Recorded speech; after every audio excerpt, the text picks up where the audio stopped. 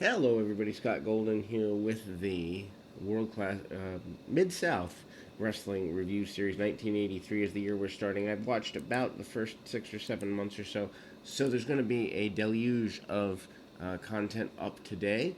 My goal is to get as much of what I can recorded and up today, and hopefully start 1984 this week sometime. Anyway. This particular episode is going to be pretty short because it is primarily a review series or a review episode, and I am not in any way a fan of those. I find them to be a waste of television time because you should have fans that are watching weekly. And if you don't, then you're not doing something right. I understand holidays and people do it. I get it, but it's just not, to me, it's not cost effective to waste a whole 45 minute episode on review related stuff. So we start with a look at Kamala. The Kamala is going to be a pretty major star in the uh, next several months of the promotion. Then Bill Watts is doing the voiceovers for this, which Watts, I mean, being in control of his own promotion, obviously going to do that. Andre the Giant in a six-man tag. And I mean, you see Andre doing a lot more athletic stuff than he can do currently, and basically the beatdown on Andre. Mil Mascaris is also part of the babyface team, Junkyard Dog. Interesting to see Mascaris in the area because he's not here on a regular basis. He's more in the Houston area. Although this might actually be a Houston tape because it's rather, the lighting is significantly different. I pretty well believe this may be actually a Houston tape.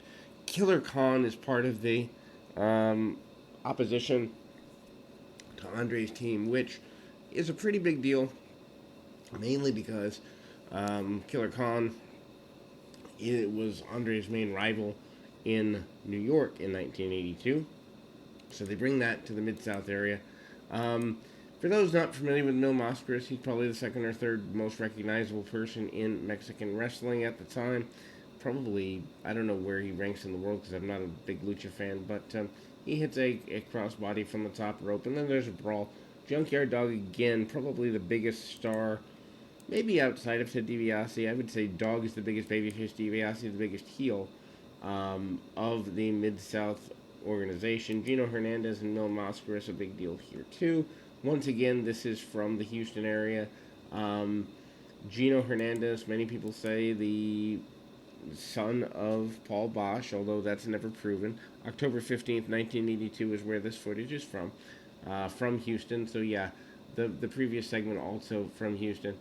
Fan jumping in the ring and making a count, or so it looked like, but then we see a knockout, and we don't necessarily get who that is. Bourne and DiBiase winning the tag team championship is the next highlight.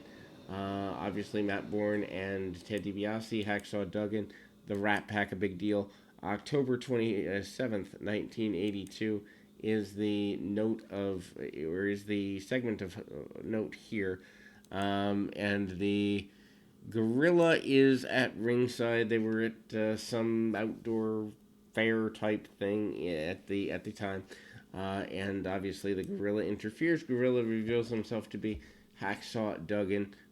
Big bombs away by Bourne, and he gets a big deal there. DiBiase, of course, the tag team champions, Mr. Olympia and the Junkyard Dog. At this point, DiBiase comes in with the power slam, and the dog comes in, breaks that up. Obviously, if you want more details on anything in 82, that whole series is there.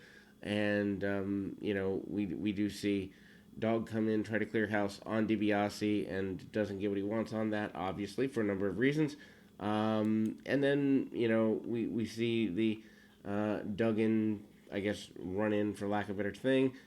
Stagger Lee comes into the promotion mainly because of the involvement of the Junkyard Dog being run off for 90 days.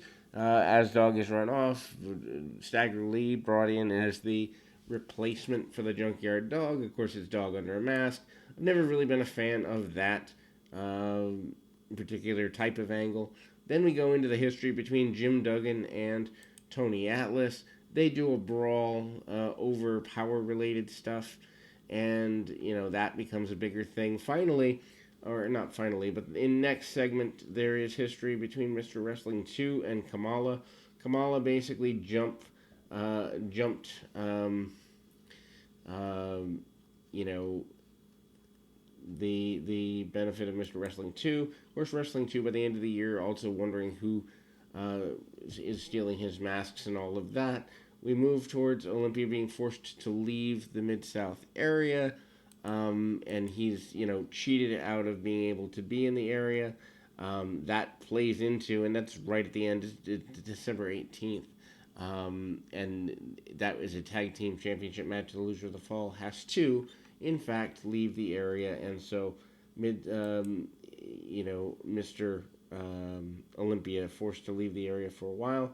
Highlights of Tully Blanchard and Mr. Wrestling 2 is up next. We've seen that, and we've also seen the other two angles that close out this particular show. The Rat Pack and Gino Hernandez injure Chavo Guerrero. Chavo Guerrero run out of the territory by the Rat Pack. Rat Pack, of course, DiBiase, Duggan, and Matt Bourne, and they are a pretty big deal. Mr. Wrestling 2 comes into the angle with them as we close this opening show on the month of January 1983. As mentioned, we've got a bunch more episodes here, but this is just a highlight package. Obviously, you're not going to get the blow-by-blow you would under normal circumstances. We'll be back with more action right after this.